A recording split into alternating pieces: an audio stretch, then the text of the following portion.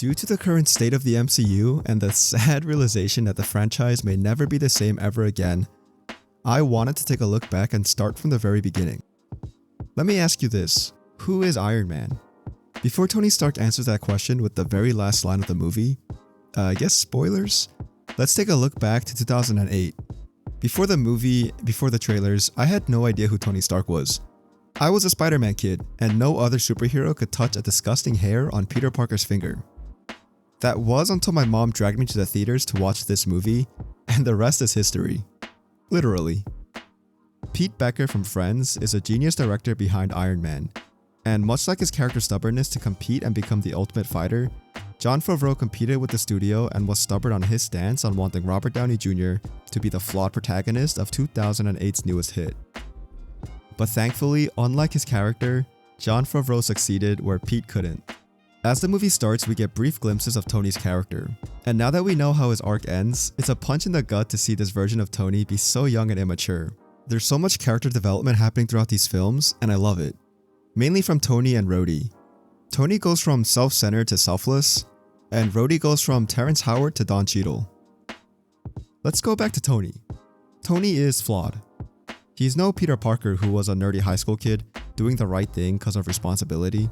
He's no Superman who used the life lessons taught by his adopted parents that there is good in humanity and that they are worth saving. Snyder version not included, obviously. Tony is an egotistical, self-centered, billionaire playboy philanthropist, and he has no problems with the way he lives his life. That is until he gets caught in an ambush and is kidnapped in order to build a Jericho missile for the Ten Rings organization. Remember that name because it'll be important 24 movies later.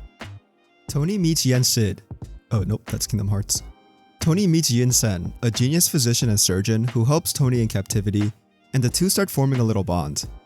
Instead of following the Ten Rings orders, Tony decides to defiantly plot his and Yin Sen's escape by creating a machine that will be capable of getting them out, and their plan goes off without a hitch. Maybe a small hitch. This is the start of Tony's hero arc, along with his many emotional traumas. One of the most iconic lines that Yin Sen says to Tony as he's dying is, "Don't waste it. Don't waste your life." This line sticks with Tony as he realizes that for the better part of his life, he has been wasting it. He's been distracting himself with women, parties, gambling, and drinking, and he learns now that his life has much more to offer than just that. Yin Sen is the ultimate hero of this story. Rest in peace, King. This initial act is fantastic. It sets up the flaws and the motives within our protagonist that lead him to become our hero. Coming back to civilization, Tony eats a cheeseburger, and remember that fact because it'll be emotionally traumatizing 22 movies later. He sets up a press conference to shut down his weapons manufacturing division, and this enrages his right-hand man and Segway-loving Obadiah Stane, who's played by Jeff Bridges. Tony Stark is thrust with the idea of using his inventions for the betterment of humanity. He builds the suit and goes through the best flying sequence next to How to Train Your Dragons. Shameless plug to my other video, please check it out afterwards if you can. And it isn't until when Tony hears of the Ten Rings making noise in Golmira, the town in which Yin Sen is from, when he decides to take matters into his own hands. This scene is everything I want from modern MCU films. We have no quips, just action. We had it really good back then. Obadiah Stane, in a surprising turn of events, turns out to be the main villain who sold out Tony in the beginning, and stealing his suit and his heart. Aww. Stane sets out to do evil things because he's a bad man. Luckily, Pepper Potts, played by Gwyneth Paltrow, gave Tony his old arc reactor as a snarky gift, and using that old prototype, Tony is able to survive. He fights Stane using some tricks he learned in the movie, and ultimately blue laser in the sky to win. Afterwards, he sets up a press conference to then pull a twist on the secret identity formula by telling everyone that he is Iron Man. And oh my goodness, that end credits scene with Nick Fury appearing out of the shadows and proclaiming that he's putting together a team? Chills. Watching this movie after the past however many installments gave me a new appreciation for how grounded this movie was. There was a clear vision and story they were trying to tell, with maybe a not so clear script. There was a huge risk and gamble on both the stars of the movie and on the intellectual rights of the characters themselves, but most importantly, there was heart in this film. Behind the armor, the suits, and the charisma of a billionaire playboy philanthropist, there is a story about a man who was going nowhere in life becoming something greater than the sum of his parts due to the act of kindness of a stranger. This movie does set up future installments of the MCU, but works in a way that it's not the main intention of the film. Its purpose is to create a good story and character first, and then shove future installments in later. And that's how it should be done. I'm looking at you, DC, Dark Universe, and even Marvel post-Endgame. Another aspect that I love about this movie, like so much, the suits look phenomenal in this film.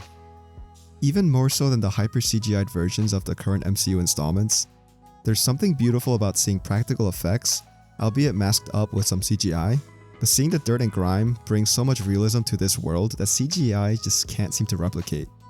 But sadly, this movie isn't perfect. My main complaint with Iron Man after watching it recently is that the third act, like most MCU films, kind of falls apart. It's not a bad finale, it's actually quite good compared to its counterparts, but it just doesn't reach the heights of the first two acts. It ends up being the typical protagonist with a power set fighting someone else with the exact same power. I also felt that the character of Rhodey didn't really do much in this movie. He was mainly there as a comic relief and to bail Tony out by mentioning training exercises over and over again, but luckily he gets more fleshed out in future installments. I was also not aware that the giant blue laser to the sky started from the very first installment of the MCU. Now, besides the Sacramento King's beam, I can do without the giant laser to the sky, please. This movie really emphasizes what the current MCU films are lacking in. And current MCU films seem to have an over-reliance on quips and humor, and they seem to be afraid to let their audience feel something. It seems as if any second without laughter is a second too long. This movie is a breath of fresh air in that instance. Giving the scenes time to breathe allowed me to feel the weight of the situation, instead of waiting for a joke that may or may not get a laugh and will probably ruin the moment. There also seems to be a reliance on CGI. A film should use CGI to enhance the story and not rely on it. A good example is looking at the difference between the OG trilogy of Star Wars and the prequel films, or looking at the difference of Iron Man and Quantumania. But what I guess I'm trying to say is please bring back the practical suits. They look so much better than the CGI'd suits of more recent movies. Now going into this film, I've been so burnt by recent MCU movies. Guardians 3 excluded because that movie was amazing. I forgot what it felt like to watch a genuinely grounded MCU movie. There were no forced quips, no jokes to undercut any serious moments, and most importantly, there was heart and a vision. There was no Marvel formula, cause at the time there was no Marvel formula. Heck, there was barely even a script. But I think that allowed the movie's dialogue to help flow more freely and feel more natural. That, alongside the practical suits, allowed to make a movie about a guy flying around in a titanium gold alloy suit feel more grounded and realistic.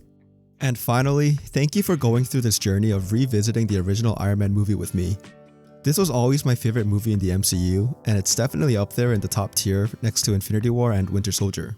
Let me know what you personally think about this film, and please like and subscribe as well. And thank you so much to those who have stuck to the end of the videos. I appreciate all of you, and once again, thank you so much.